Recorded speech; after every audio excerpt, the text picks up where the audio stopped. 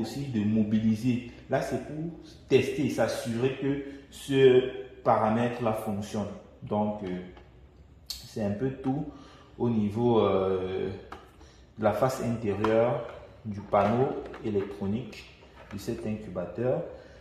À ce niveau, à l'intérieur, nous avons cette tige-là. Vous voyez cette partie-là. Ça, c'est le système de rotation. Ça, c'est sa tige là. Ça, c'est le système de rotation. C'est lui qui va permettre de déplacer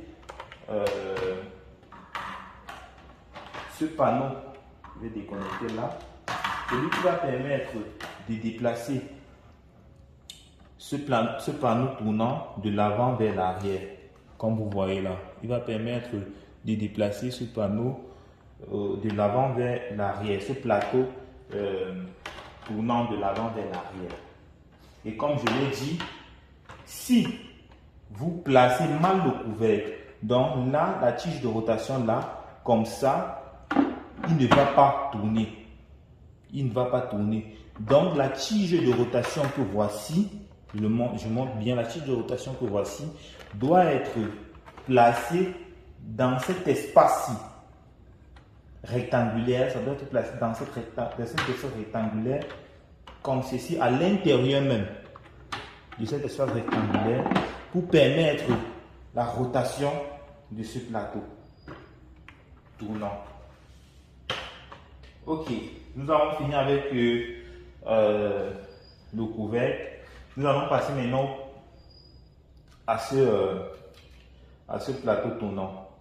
Là, nous avons les règles. Vous voyez le plateau tournant, il est simple. Il est simple comme vous pouvez le voir. Là, on va introduire ces règles.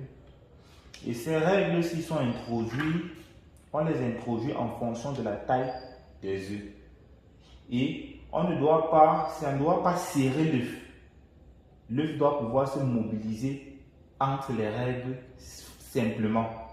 On ne doit pas mettre et serrer l'œuf, sinon l'œuf ne doit pas tourner. Et c'est important que l'œuf se déplace pour éviter qu'il ne colle sur la coque. S'il est grippé entre les règles, ça va être un échec. Donc, on place juste les règles. À l'intérieur, l'œuf doit pouvoir se mobiliser tranquillement.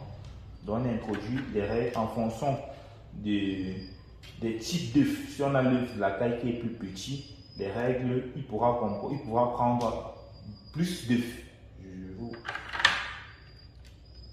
Donc, en fonction des types d'œufs qu'on a, on va essayer d'ajuster les tailles.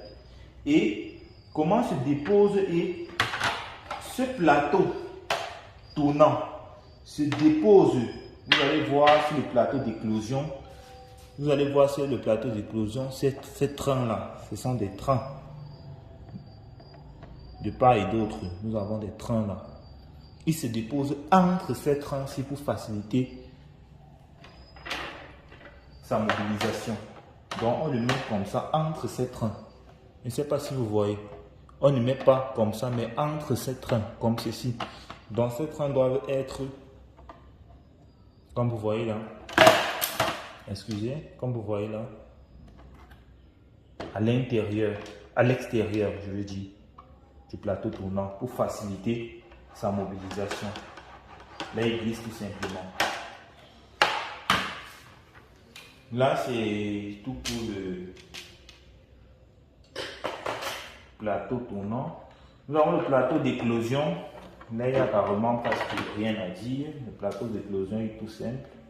Sa partie-ci doit être en bas, comme ceci.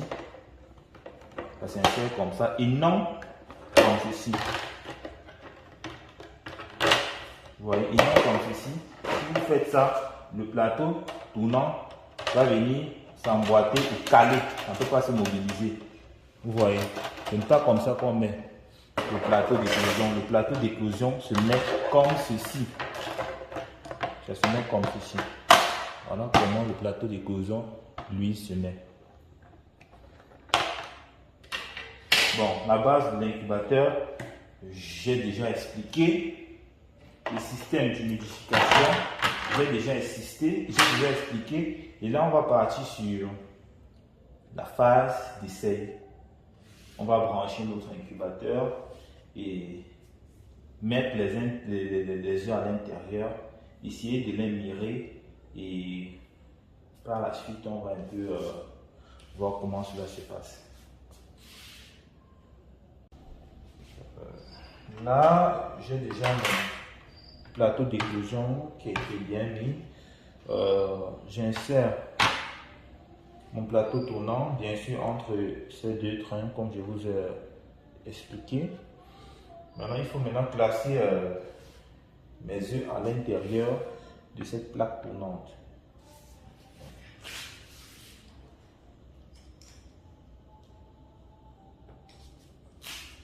Là, ce sont des œufs, mais ce ne sont pas des œufs fécondés, bien sûr. Ce ne sont pas des œufs fécondés. Là, je les place comme ceci.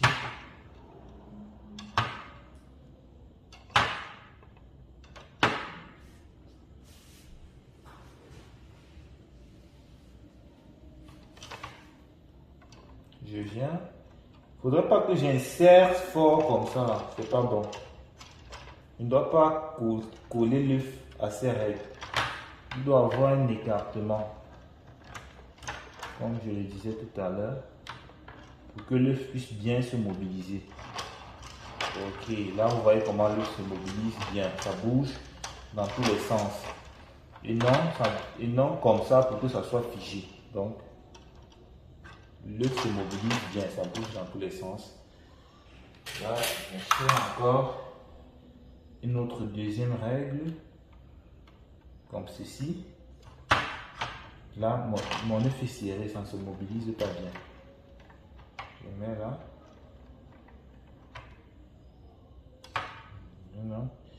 Là, par contre, ça ne va pas entrer. J'ai des gros œufs.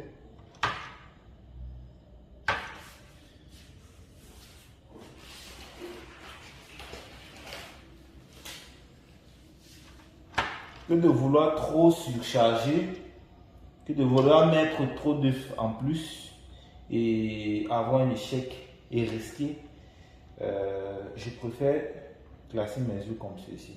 Si ce sont des petits œufs, là, cet espace pourra encore prendre. Donc là, j'ai déjà classé mes œufs. J'essaye, je vérifie, je fais un essai. Je peux constater que mes œufs sont bien mobiles. Vous voyez? Elles sont bien mobiles. Elles bougent dans tous les sens. Vous pouvez voir, ça bouge dans tous les sens. Ok. Bon. Il devait y mettre encore certains œufs ici qui vont pas bien se mobiliser. Je préfère laisser comme ceci. Maintenant, qu'est-ce que je fais? Il me faut fermer maintenant mon couvercle. Je me rassure toujours que mon système rotatif entre dans ce rectangle. Ok. Ok. Là, tout est en place. Bon, je ne vais pas introduire l'eau. Je fais juste un simple essai. Sinon, je vais introduire l'eau, retourner.